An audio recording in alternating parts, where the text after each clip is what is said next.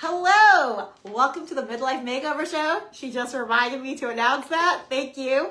And we are here to give you 5 tips to stay on track while traveling. Let us know in the comments if you are traveling anywhere, and let us know where you are going. So much travel this year for me. I don't know about you guys. We've had so many events for my family. I've been traveling back and it's been constant. Let us know where you're going, because we're going to the beach soon. We're going to Virginia Beach. We're going to get those big pizzas. That's my favorite thing. We get this ginormous pizza, and it's freaking delicious. You would think it wouldn't be that good, but it's really, really good. And I'm going to Buffalo in 2 weekends for a bar mitzvah. Obviously, I'm going to have some wings there, right? We are going to tell you, obviously. So we're going to tell you how. You know us. We are Coach Narit and Coach Sarah. And we are the creators of the Midlife Makeover program. And we are so excited because we are doing a 12-week beach body challenge. We're going to give you more information on that later. But let's talk about 5 tips to stay on track while traveling. So first of all, the first thing we want to say is hope is not a plan. It's not a plan, right? It's not. It's just a dream. So when you're like, I hope I'm going to stay on track. I hope to get some movement in while I'm gone. I hope I eat okay. That's not I'm laughing because I used to do that. And then I'd get there and I'd be like, So it's not a plan. So we want you to write this down in the comments. Be proactive, not be proactive, not reactive. Not reactive. Sorry, I missed my key. No, there. I love it. No, I love it. No, I was in it. We are, I would say rare form, but that is not true either. So always like this. Be proactive, meaning plan ahead. Be proactive because this is 2025. Our environment is always. So to be healthy is not normal. Be proactive by finding out if your hotel room has a refrigerator or not, right? Because that can make or break your plan. Right. Be proactive if where you're staying has a gym or not. And if it doesn't, that's okay too. Many places I stay at don't have a gym. You can still work out in a tiny space in your hotel room. It is choices. So by being proactive, how can you be proactive? Rule number 1. Rule number 1 is how you hydrate. So first of all, when you are away, bring a water bottle. And if you're flying, you can't bring a water bottle. What do you bring an empty one? You can bring an empty one. She always does that, which is really smart. Still hydrate. 10 cups a day while traveling. 10 cups a day. So what I suggest doing is getting 5 of those by noon. I was going to say 2 cups first thing. 2 cups first thing. I didn't read That's her our mind correctly. That's unusual. We drink 2 cups of water. I literally get up, pee, drink 2 cups of water. So I get that done. And then I only have 3 more cups by noon. Here's another thing. People don't like to talk about this, but alcohol. Okay, if you drink alcohol, and I do like myself a drink, so that's why I was like, let me speak about alcohol because I love myself a drink. I mean, I like one too. It just she likes it more. Yeah, I do like it more. Okay, if you are going away every single weekend and you are not counting your amount of drinks or the type of drinks, that is, first of all, it's not healthy. That's just number 1. It's not good for your body. And it goes against fat loss. It goes against dementia, high blood pressure, so many things, hypertension, heart disease, all these things. And it's not going to get you where you want to be. And it's not a good habit. And your children are watching. And it's just not healthy. And I used to be this way every single weekend. So I just want to tell you it's not good. So there's 2 things. There's 2 pieces to this. 1 is the type of drinks you're having because the type of drinks add calories. So beer, big mixed drinks, big margarita or pina colada versus vodka soda, right? That is a huge difference in calories and impact. Huge difference. I mean, those things can be thousands and thousands of calories. You could be good all week. And by good, I mean normal eating, nice, healthy eating. And just that's going to blow everything you've done all week. So one thing you could do is a vodka soda or but also the amount of drinks. The amount of drinks matter too because they will change, your F's go down, right? I don't know this from experience. Drinks up, give the F's down, right? We all know that. We all know that, and then you start your decision making. So if you're away, don't make it an entire weekend of constant. Think about your weekend coming up. Think about if you are a drinker, how many drinks you're going to have this weekend, you are planning to have, and what you're not. What I would do is set a limitation on type of drinks and number of drinks. And if you are really looking to live a healthy lifestyle, this should not be more than 3 drinks. Do you remember last year at the beach when we got those like Mike's Hard Lemonade sodas, right? Or zero, and we like combined it with the seltzer and we like stretched it to like we could make from one Mike's Hard Lemonade zero, like it was the zero one, right? And then we could stretch it by mixing it with the seltzer and turn that into multiple drinks, right? It was 1 drink and like 4 They were drinks. delicious. And it was keeping things down. Also, if you're flying somewhere, that's super dehydrating. So something to keep in mind, if you're flying and then you're having a drink on the plane and then you land, you're like, oh, I'm on vacation, let's have a drink. You know, that you're already dehydrated from the flight. And so you really want to be proactive about rehydrating. And notice, we're not saying don't drink. That's not what we're saying. We never say don't do anything. You'll notice that about us. Unless you have an alcohol problem. Yes, yeah. But you want to be proactive about it and plan and think ahead. So yes, so for every 1 drink of alcohol, 2 glasses of water. Also, if you are in a maintenance phase, like this is how you live, I wouldn't drink more than 3 drinks, 4 in a crazy weekend, but I never do that. I used to, don't. If you were in a fat loss phase, I would say 2 drinks a week. Yeah. People don't like to hear that, but we're here for truth. So then the next thing you want to be proactive about is your movement. So most people actually get more movement when they are traveling because you're like exploring, you're walking places, you're out and about, you're in the airport, right? You're getting a lot of steps at the airport, right? We've never almost missed a flight. Running through the airport. Anyway, but you want to be intentional also about your strength workouts, right? So if you have a gym, you can take advantage of that. You can also do body weight exercises in your hotel room, right? But do it first thing. So get up, do your movement, get it out of the way. I'm not a morning exerciser typically, but when I'm on vacation, I do it in the morning. Why? Because I don't want it hanging over my head for the rest of the day, and then like my family is busy and they want to do all these things, and I'm like, but I have to go back and do my workout. Well, nobody appreciates that, right? I want to get it out of the way. I want to fuel like my needs first thing, so then I feel good the rest of the day, and I am just free to explore, to do what I want. I know that I have already given my body what it needs. And it doesn't have to be long. No. Right? It doesn't have to be... Especially on vacation. I'm not saying you have to spend 45 minutes in your hotel room working out, right?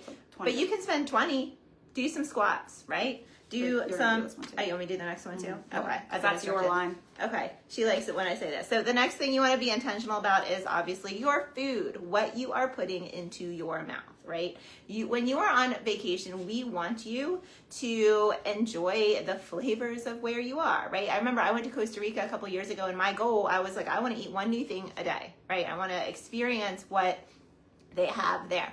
But that doesn't mean you have to turn it into a free-for-all. It doesn't mean that you're eating everything, right? So you want to plan on a protein every meal, a veggie, and a carb. And when I say carb, I mean a carby carb, a bread, a pasta, a rice, like the fun stuff, okay?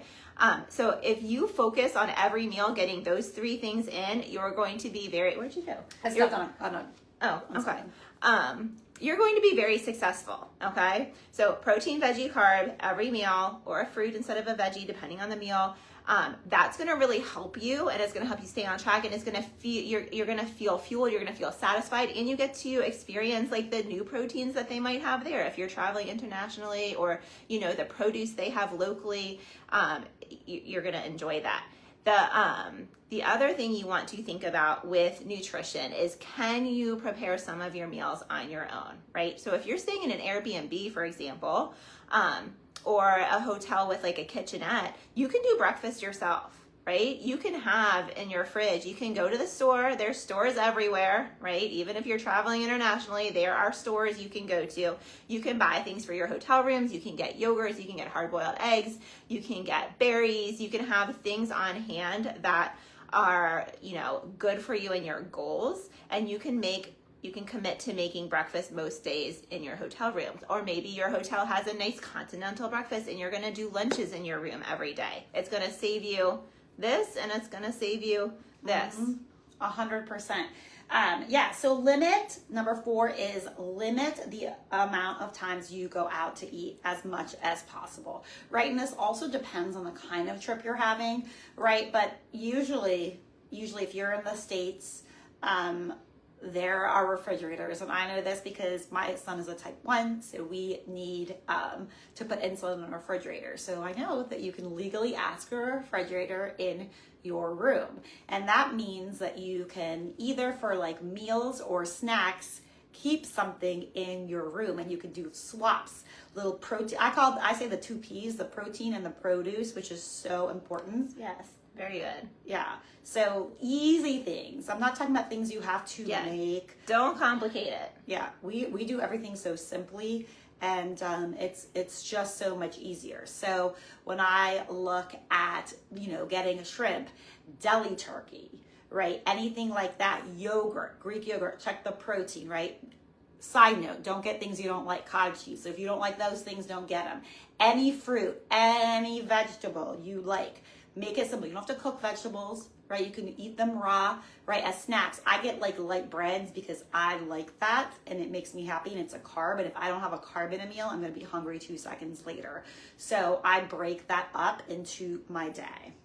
It makes good memories too. I'm just thinking back to trips that we've had recently, and like, for instance, when we went to London, we stayed in like this VRBO apartment, and like down the street was this beautiful Italian deli, right? And they had like fresh pastas, they had fresh vegetables and basil and all this stuff, all this fresh food, right? So like our first night there, we walked down as a family, so we got some movement, we bought some stuff, and we made like a quick meal in the apartment, and it was just such a nice memory. We had fun at the deli. It was like fun exploring a new neighborhood, and like it was just a really nice memory. So you're not necessarily missing out, is my point, by doing this. You're just creating different memories, and you're setting an example also. If you're traveling with your kids, you're setting an example of what it can be. So I'm gonna piggyback on that, and this is not gonna be a funny thing or like, so when we stayed in LA, we didn't know this because it didn't say, but our hotel was at the very top of the hill.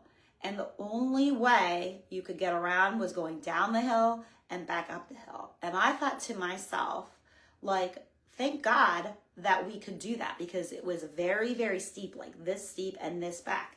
And it was not easy to do that every single time. And literally I was like, they should have said something. For us, it was fine. But I'm thinking of everyone who wants to travel, who wants to, travel, retire, like people in their 40s and 50s and 60s, right? Where do you want to be in 10 years and in 20 years? And what decisions are you making today to make that possible, right? You're like, oh, I don't have time. I'll start when?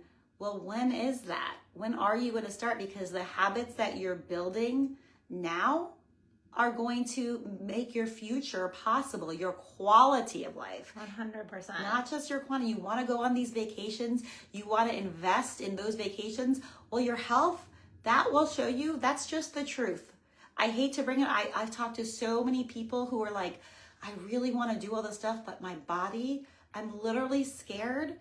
I can't keep up. This is the truth. That speaks to me so much. So my stepdad, who died a little over a year ago, his like lifetime dream was to go to Ireland. So I think it was 3 summers ago, we were like, we have to do it, because if we don't do it now, it's never going to happen. And we went to Ireland with a wheelchair and a walker and hiking, poles and all of this like stuff, right? Because his mobility had been, impacted by then. And it was hard. Like, we made it work, but it was really difficult, right? And then we get to Ireland, and we realize that first floor in Ireland means upstairs, not so like I had specifically picked a place for like first floor bedroom and everything that I thought was going to be accessible, and then it wasn't. So it just really like resonates with me to, that the decisions you make now, they impact what you're able to do in the future. Yeah. So it's just true. So number 5 is, if you have a bad meal or a bad day, which you will, especially on vacation, move on. Don't let it be like when you get home or the next day, don't let it like ruin your mindset, because that's really the trick to this, right? That's really what we do with our clients, is we kind of like people, this is like the number one thing with people who go on diets, and why like 93% of people don't keep it off is because they get derailed and they think they can't do it. And we always say our clients are the 7% rate. We've been doing this for almost 12 years. And you see in our testimonials, like they keep it up because they don't let themselves. We really work on empowering women not to get derailed. So if you are listening to this and you're like, I just want to fuel my body, I want to feel good, I want to know how to do this 24/7, 365 days a year, not perfectly, but in a way that makes me feel good. We were taking 5, but then 6 women signed up. But we're so excited that we are taking on 3 more women for our Beach Body Challenge. And if you would like to feel good about yourself, lose 15 plus pounds in 12 weeks in a sustainable over the summer way. Yes. while traveling, while enjoying life. Yes. Message us Beachbody. We'd love to see if you are a good fit to work with us. Have a fantastic day and weekend. Bye, guys.